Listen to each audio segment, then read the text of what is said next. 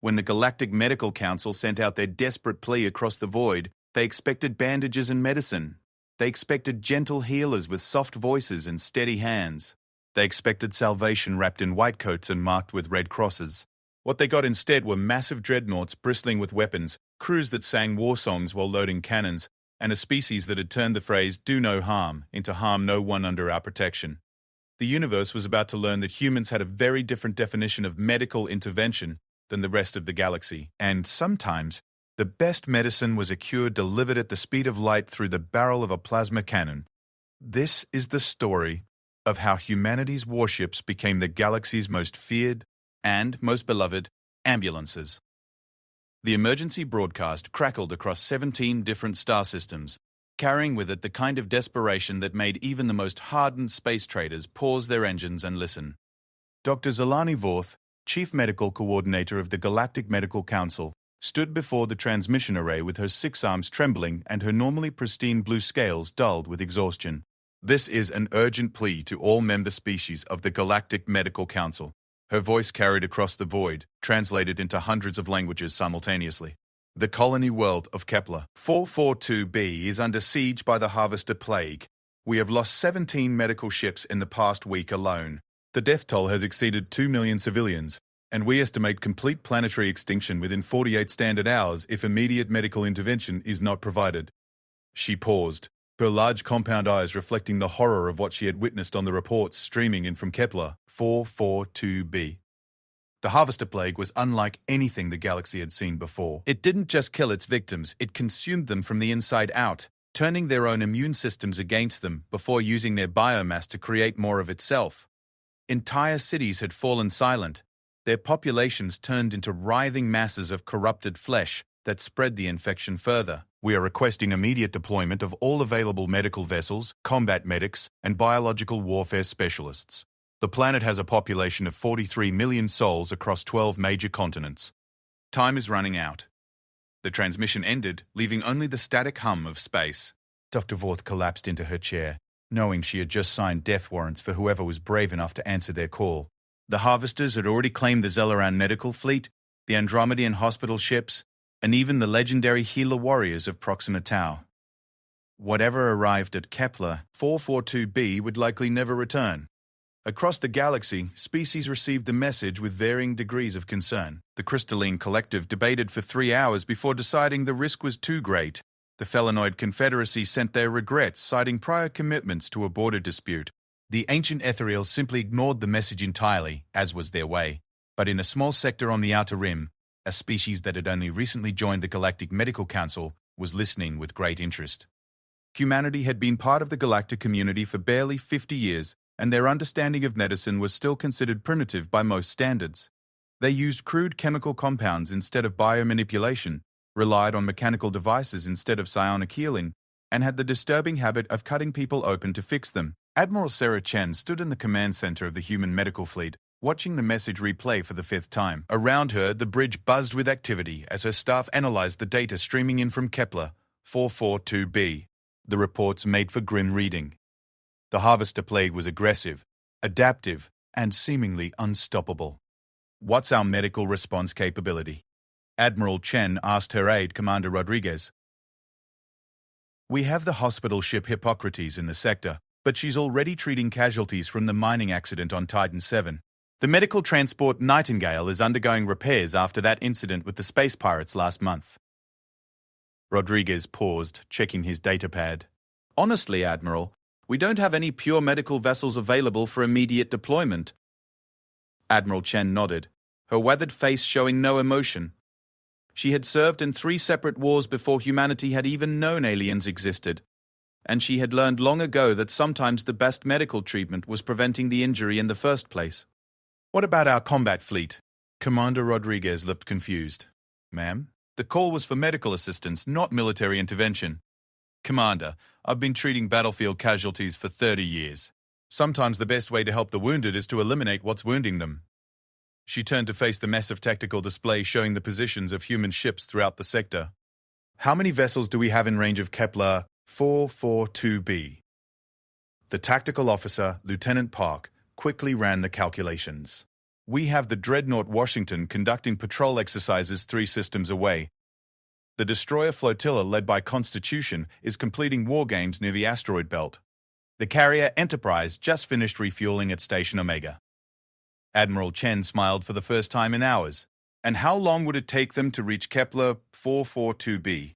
At maximum burn, approximately 18 hours for the fastest ships. Admiral Chen turned to her communications officer. Open a channel to all human vessels in the sector. Priority Alpha authorization. The communications array hummed to life, and suddenly Admiral Chen's voice was being transmitted to every human ship within 50 light-years. This is Admiral Chen, commanding officer of the Human Medical Fleet. We have received a request for medical assistance from the Galactic Medical Council. A planet of 43 million souls is facing extinction from a biological plague. I am authorizing immediate deployment of all available vessels to provide medical assistance. On the bridge of the dreadnought, Washington, Captain Marcus Webb raised an eyebrow as he listened to the transmission. His ship was designed to punch holes through enemy battlecruisers, not deliver medical supplies. But he had served under Admiral Chen during the Martian Rebellion, and he knew better than to question her orders. Sir, his executive officer said carefully, the Washington isn't exactly equipped for medical evacuation. Captain Webb stood up, his imposing frame casting a shadow across the bridge. Commander, when Admiral Chen says we're providing medical assistance, we're providing medical assistance. The only question is how. He turned to his tactical officer. What do we know about this harvester plague? The data began flowing across his screens, and Captain Webb's expression grew darker with each passing minute. The plague wasn't just a disease. It was a weapon. It targeted and corrupted biological systems, turned victims into carriers, and seemed to adapt to every treatment thrown at it.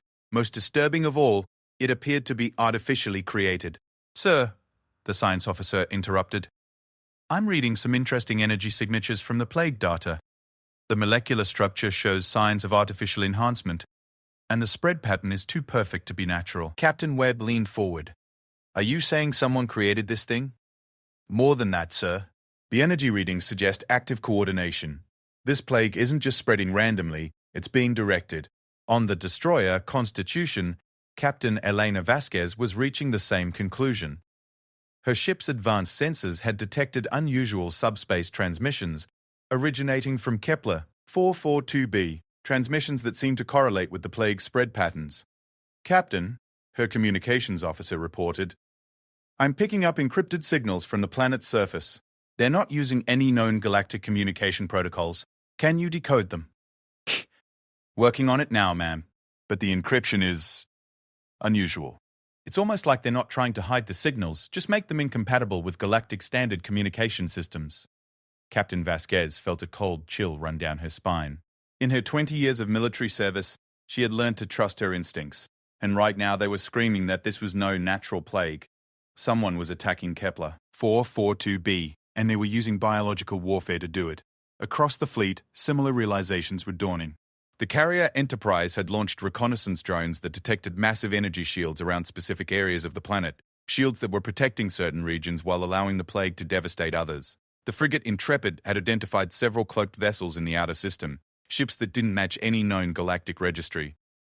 Admiral Chen listened to the reports streaming in from her ships with growing anger. She had seen biological warfare before, during the corporate wars of the 24th century, and she recognized the signs. This wasn't a medical crisis. It was a military operation disguised as a plague outbreak. All ships, this is Admiral Chen. She broadcast on the secure tactical frequency. New intelligence indicates that Kepler 442b is under attack by hostile forces using biological weapons. The so-called plague appears to be artificially controlled and directed. We are now treating this as a combat medical operation. On the bridge of the Washington, Captain Webb smiled grimly. Now this was more like it. All hands, this is the captain. We are proceeding to Kepler 442b to provide medical assistance to a planet under siege. Our medical treatment will consist of removing the source of infection through the application of appropriate force. The human fleet began accelerating toward Kepler 442b, their massive engines burning bright against the darkness of space.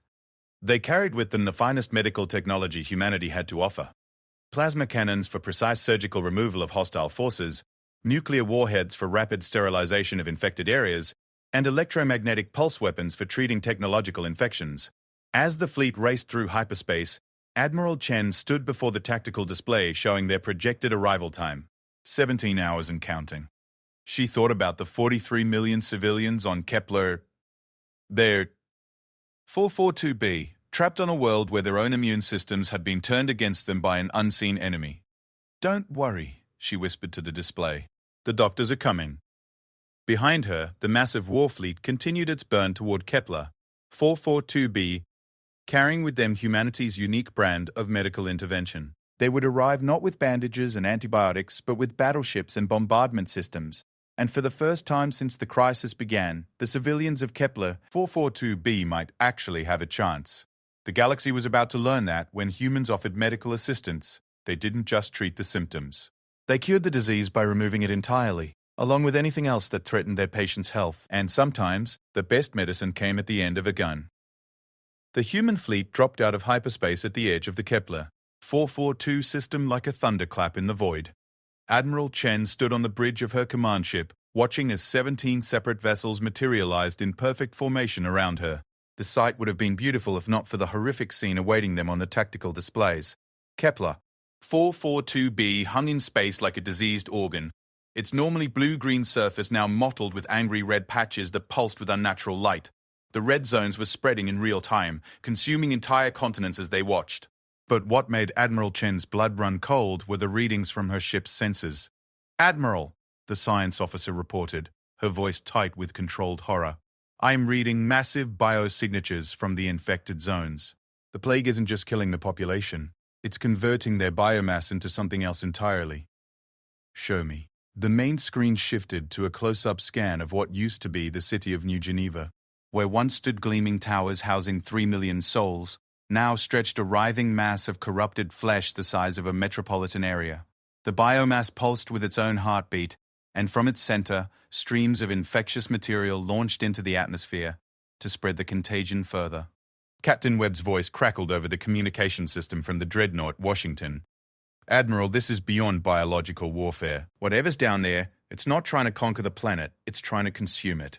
Admiral Chen studied the tactical display, noting the positions of the cloaked ships her scouts had detected. 12 vessels maintaining positions at the edge of the system, watching the planet's transformation with what could only be described as scientific interest. Their energy signatures were completely unknown, suggesting a technology base far beyond current galactic standards. "Dr. Martinez," Admiral Chen called to the chief medical officer who had insisted on joining the fleet, "What's your professional assessment?" Dr. Sofia Martinez, a veteran of 17 plague outbreaks across human space, examined the data with the clinical detachment that had made her legendary in the medical corps. "This isn't a plague in any traditional sense, Admiral. It's more like a terraforming process. Whatever these organisms are, they're rewriting the planet's entire biological structure according to some predetermined pattern. Terraforming for what purpose? Unknown. But I can tell you that every trace of the original ecosystem is being systematically eliminated and replaced. If this process continues for another 24 hours, there won't be anything left on that planet that resembles its original life." Admiral Chen nodded grimly. She had suspected as much from the energy readings. And the source. The control signals are definitely coming from those cloaked vessels. They're broadcasting on biofrequencies that interface directly with the plague organisms. Cut off those signals and the plague should lose coordination and begin dying off. Captain Vasquez's voice joined the conversation from the destroyer Constitution. "Admiral, we've managed to decode some of their transmissions. You're not going to like what we found." "Show me." A new display materialized showing intercepted communication logs. The alien language was utterly foreign, but the computer's translation matrix had managed to decode enough to reveal the horrifying truth. Subject species shows acceptable biomass conversion rates. One transmission read, "Planetary harvest will yield approximately 47 standard biounits for incorporation into the collective. Recommend initiation of Phase 2 upon complete planetary sterilization." Another message was even more chilling. "Human vessels detected at system edge. Unknown species. Initiate containment protocols. Cannot allow interference with harvest operation. Prepare biowarfare countermeasures for organic species classification." Admiral Chen felt a familiar rage building in her chest, the same cold fury that had carried her through 3 wars and 2 rebellions. The aliens weren't just killing the population of Kepler 442b, they were farming them. And now they were planning to do the same to her people. All ships, this is Admiral Chen. We have confirmed hostile intent from unknown alien vessels. They are conducting biological warfare against civilian populations for the purpose of biomass harvesting. I am authorizing immediate military intervention under the Human Medical Corps doctrine of preventive treatment. Across the fleet, weapons systems came online with the distinctive hum of charging plasma coils and the deeper rumble of nuclear reactor cycling. The Washington's massive main guns rotated toward the nearest cloaked vessel, while the Constitution began launching hunter-killer drones toward the other targets. The aliens responded immediately. The cloaked ships dropped their stealth fields, revealing vessels of impossible organic curves that seemed to pulse and breathe like living things. Their hulls were covered in the same red corruption that had consumed Kepler 442b's surface. And as Admiral Chen watched, those hulls began splitting open to reveal massive biocannons that glowed with sickly yellow light. "Contact!" Captain Webb's voice crackled over the communication system as the first alien weapons discharged. Instead of energy beams or projectiles, the alien ships fired clouds of living spores that raced through space toward the human fleet. "All ships, emergency biocontainment protocols," Admiral Chen commanded. Across the fleet, blast doors slammed shut, and atmospheric systems switched to full isolation mode. The humans had learned hard lessons about biological warfare during their own violent history, and their ships were designed to operate even in the most contaminated environments. The spore cloud struck the Washington's hull and began attempting to burrow through the armor plating. On the bridge, Captain Webb watched with grim satisfaction as his ship's automated defense systems activated. Electromagnetic fields fried the organisms before they could penetrate the hull, while chemical sprayers doused the remaining contamination with industrial-grade disinfectants. "Their bioweapons are ineffective against our hull composition," Captain Webb reported. Beginning counterattack.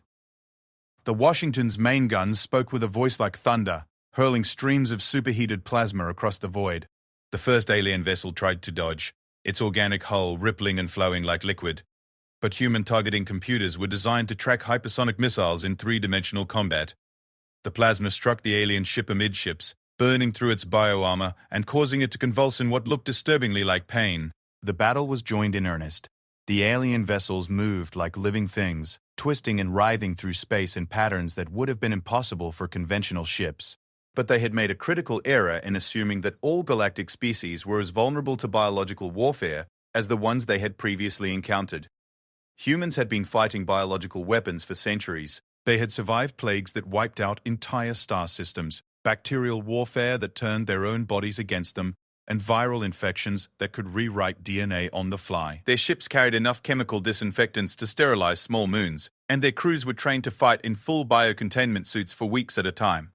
Captain Vasquez guided the Constitution through a swarm of pursuing biodrones, her ship's point defense systems filling space with streams of high-velocity projectiles that shredded the organic attackers. "Admiral, these things are fast, but they're not very durable. Conventional weapons are highly effective." The carrier Enterprise had launched its full complement of fighter craft, and Admiral Chen watched with professional approval as the small ships dove through the alien formation like angry hornets. The fighters carried a mix of conventional missiles and specialized bio-warfare countermeasures, turning the alien vessel's own biological nature against them. "Phoenix Leader to Enterprise Control," came the voice of Commander Jackson, leader of the fighter squadron. "Target Alpha is showing massive structural damage. Recommend concentrated fire on what appears to be their primary nerve cluster." Admiral Chen smiled grimly. The aliens had made another mistake. They had built their ships like living creatures, which meant they had vulnerable organs that could be targeted and destroyed. Human weapons, designed to fight both mechanical and biological threats, were proving devastatingly effective against creatures that had never faced an enemy like humanity. "Admiral," Dr. Martinez interrupted, "I'm reading massive bio-distress signals from the alien vessels. They're not just ships, they're alive in the truest sense. We're not destroying machines, we're killing living beings the size of city blocks. Doctor, those living beings are in the process of murdering 43 million civilians and planning to do the same to us." Admiral Chen's voice carried the cold authority of someone who had made impossible decisions before. "Sometimes the most merciful treatment is a swift death." The tide of battle shifted decisively when the Washington managed to land a direct hit on what appeared to be the command vessel. The massive bioship convulsed once and then began dissolving in space, its biological matrix unable to maintain coherence after the destruction of its central nervous system. With their command ship destroyed, The remaining alien vessels began to retreat, their organic hulls rippling with what could only be described as panic. But Admiral Chen wasn't finished with them. All ships pursue and destroy. We cannot allow these creatures to escape and report our capabilities to whoever sent them. The human fleet spread out across the system like hunters tracking wounded prey. The alien ships were fast, but they had been damaged in the battle, and their biosystems were failing under the stress of combat. One by one, the massive creatures were cornered and destroyed, their death screams echoing across radio frequencies as they expired in the cold vacuum of space. Within 2 hours of the battle's start, the last alien vessel had been reduced to floating biomatter, drifting among the asteroids. But Admiral Chen's work was far from over. Dr. Joke Martinez, what's the status of the planetary infection now that we've eliminated the control signals? The medical officer studied her readings with growing amazement. Admiral, it's remarkable. Without the coordination signals, the plague organisms are beginning to attack each other. The infection is consuming itself at an accelerating rate. On the planet's surface, the massive biomasses that had consumed entire cities were collapsing in on themselves. Their corrupted flesh dissolving as the plague organisms turned cannibalistic without their alien masters to direct them. The red patches that had spread across continents were shrinking by the hour, leaving behind scorched but sterilized ground. Estimated time to complete planetary sterilization? Admiral Chen asked. At this rate, approximately 6 hours. But, Admiral, Doctor. Martinez paused, checking her readings again. I'm detecting survivor enclaves. The plague didn't have time to reach some of the more remote settlements before we destroyed the control vessels. We estimate approximately 200,000 survivors in various locations across the planet. Admiral Chen felt her first moment of genuine relief since the crisis began. They hadn't been too late after all. All medical ships prepare for immediate planetary relief operations. I want field hospitals established in every survivor enclave within 12 hours.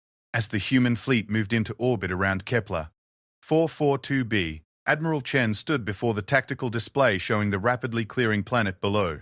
They had answered a call for medical assistance and had provided exactly that, even if their methods had been somewhat unorthodox. Commander Rodriguez, she called to her aide, prepare a report for the Galactic Medical Council. Tell them that we have successfully provided medical intervention for the Kepler 442b crisis. The source of infection has been eliminated, the planetary contamination is clearing, and survivor rescue operations are underway. And how should we classify our intervention method, Admiral? Admiral Chen smiled for the first time in days. Emergency surgery, Commander. Sometimes you have to cut out the infection to save the patient. 3 weeks after the Battle of Kepler 442b, Admiral Sarah Chen stood in the Grand Assembly Hall of the Galactic Medical Council, watching as representatives from 12 different species debated her methods with the passionate intensity typically reserved for theological arguments. The ornate chamber, carved from a single massive crystal and decorated with healing symbols from across the galaxy, had never witnessed a discussion quite like this one. Zelani Vorth, whose desperate plea had started the entire affair, perched nervously at the center podium with her 6 arms fidgeting as she reviewed the human fleet's official report for the 7th time. The document was unlike anything in the Medical Council's archives, reading more like a military after-action report than a medical intervention summary. The human delegation employed what they termed emergency surgical procedures to remove hostile biological agents from the affected system. Dr. Vorth read aloud, her translator struggling with the military terminology. They then conducted environmental sterilization through the application of directed energy treatments before beginning post-surgical rehabilitation of the surviving population. Representative Korvash of the Crystalline Collective's main crystal formation pulsed with agitated pink light. Honorable colleagues, we must call this barbarism by its true name. The humans didn't provide medical assistance. They conducted a military campaign. They destroyed 12 vessels and killed countless alien beings. Admiral Chen stepped forward, her crisp uniform a stark contrast to the flowing robes worn by most Medical Council members. Representative Korvash, with respect, those countless alien beings had already murdered 41 million civilians and were in the process of consuming the biomass of an entire planet. My medical assessment indicated that the source of infection required immediate surgical removal. But you used weapons of war, Representative Silvek of the Andromedian Republic's tail lashed anxiously behind her. Plasma cannons and nuclear weapons have no place in medical intervention. Dr. Silvek, Admiral Chen replied with the patient tone of someone explaining surgery to a medical student. I've been treating battlefield casualties for 30 years. When a patient has a gangrenous limb, you don't treat it with antibiotics. You amputate. When a patient has cancer, you don't give it therapy. You cut it out. The alien vessels were the disease, and they required surgical removal. Dr. Hendrix Melnos of the Ethereal Collective spoke next, his voice carrying the otherworldly resonance of his species. The human interpretation of medical intervention is unprecedented, yet we cannot argue with the results. Kepler 442b has been successfully treated, and the surviving population is recovering rapidly under human medical care. This was true, and everyone in the chamber knew it. The human fleet had established field hospitals in every survivor enclave within hours of eliminating the alien threat. Their medical teams had worked around the clock to treat plague survivors, using their crude but effective chemical therapies to purge residual contamination from victims who had been partially infected. More impressive still was their psychological treatment program. Human counselors trained in dealing with the trauma of biological warfare had helped survivors cope with the horror of watching their world consumed. The humans had even brought in their own construction crews to begin rebuilding destroyed settlements, claiming it was part of their post-surgical rehabilitation protocol. The question before us, Dr. Forth continued, is whether the human medical corps methods constitute legitimate medical intervention or military action disguised as healthcare. From the gallery reserved for observers, Captain Webb listened with growing amusement. His dreadnought Washington was currently in orbit around Kepler 442b. Its medical bays converted to temporary hospitals while construction drones helped rebuild the planet's infrastructure. The irony wasn't lost on him that his warship was now functioning as the largest hospital in the system. Representative Yilmaz of the Felinoid Confederacy stood, her feline features showing obvious distress. Honorable colleagues, we must consider the precedent this sets. If we accept military intervention as medical treatment, where does it end? Will humans respond to epidemic outbreaks with orbital bombardment? Will they treat cancer patients with artillery? Admiral Chen couldn't suppress a slight smile. Representative Yilmaz, we would never treat cancer patients with artillery. That would be an appropriate use of ordnance. The comment drew shocked gasps from several delegates. However, if that cancer patient was being attacked by hostiles while receiving treatment, we would certainly provide appropriate defensive measures. Vorth's scales had gradually shifted from blue to a nervous purple as the debate continued.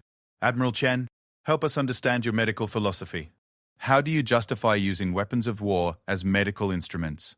Admiral Chen moved to the center of the chamber, her presence commanding attention from every delegate present.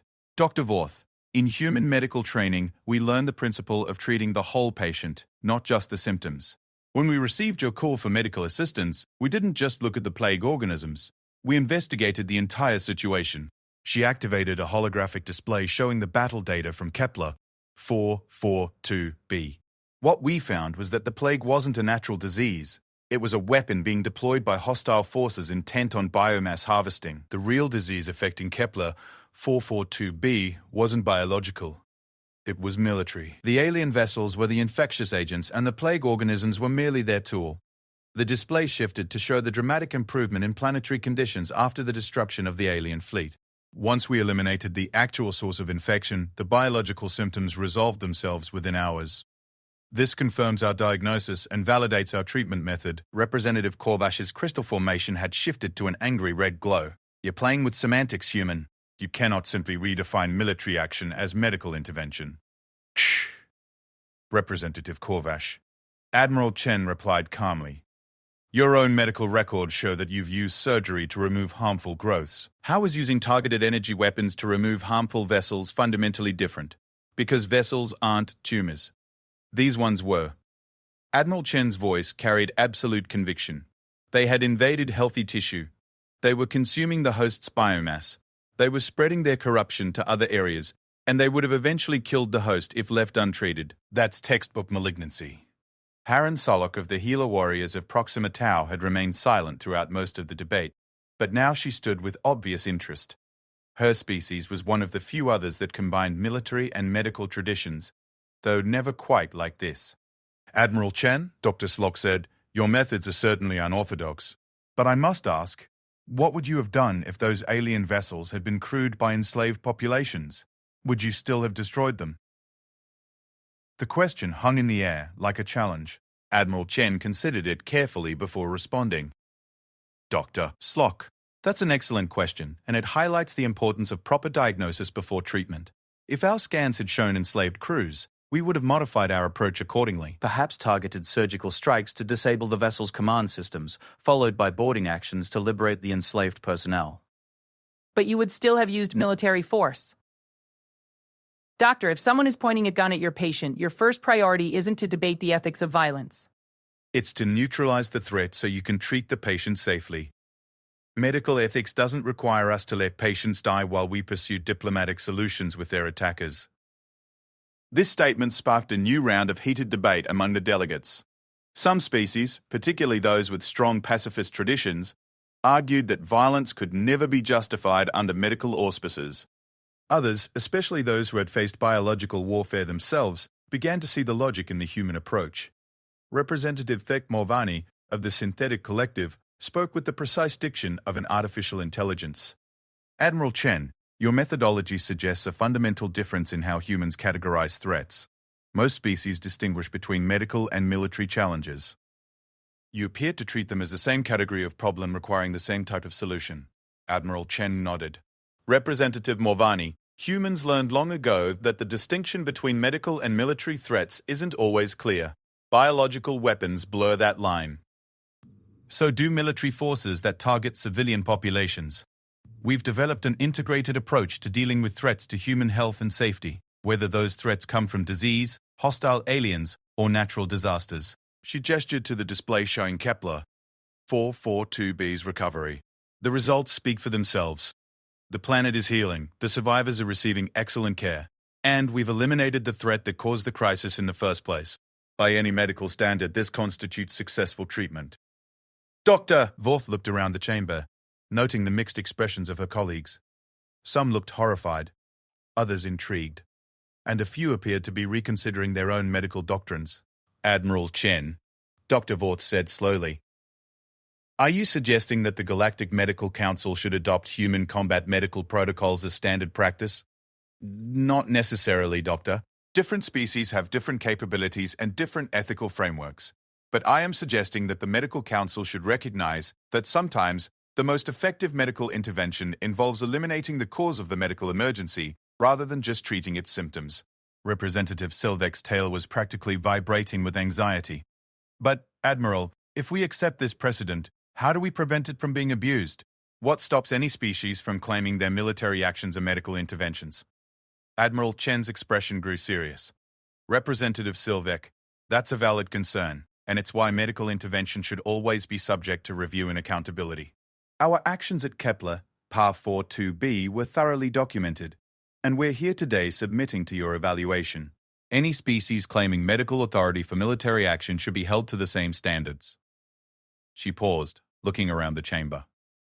But we cannot let fear of abuse prevent us from taking necessary action. 43 million lives hung in the balance at Kepler 442b.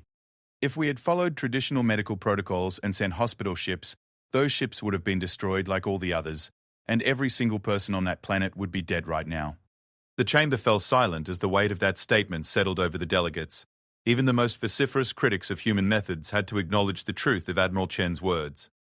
Dr. Hendrix Melnos spoke into the silence. Perhaps the question is not whether human methods are orthodox, but whether orthodox methods are adequate for the challenges we now face. The universe has shown us that there are threats which cannot be reasoned with or treated through conventional medicine alone. Representative Yilmaz reluctantly nodded. We have lost 17 medical ships in recent attacks. Our traditional approaches have proven inadequate against species that view medical vessels as targets rather than protected institutions. Admiral Chen sensed the shifting mood in the chamber.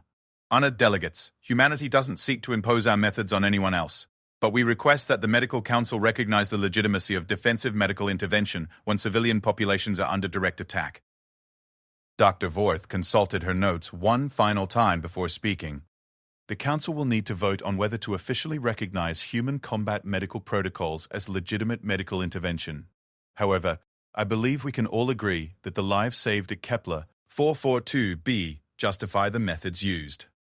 As the delegates filed out for recess, Admiral Chen remained behind, studying the holographic display of Kepler 442b. Captain Webb approached from the gallery, shaking his head with amusement. Admiral, I think you've given them a lot to think about. Good, Marcus. It's about time someone challenged their assumptions about medical intervention. Admiral Chen turned toward the chamber's exit. Besides, something tells me Kepler 442b won't be the last time we get a call for this kind of medical assistance. She was right. Within 6 months, the Human Medical Corps would receive similar requests from 7 different systems facing biological warfare attacks. Each time, humanity's unique brand of medical intervention would prove devastatingly effective against threats that conventional medicine couldn't touch. The galaxy would learn to fear the sight of human medical vessels approaching their systems, but they would learn to love the results. And somewhere in the vastness of space, other species with malevolent intentions would discover that attacking civilians in human-protected space was a very dangerous mistake. After all, when humans made a house call, they came prepared to cure whatever was ailing their patients, no matter what it took.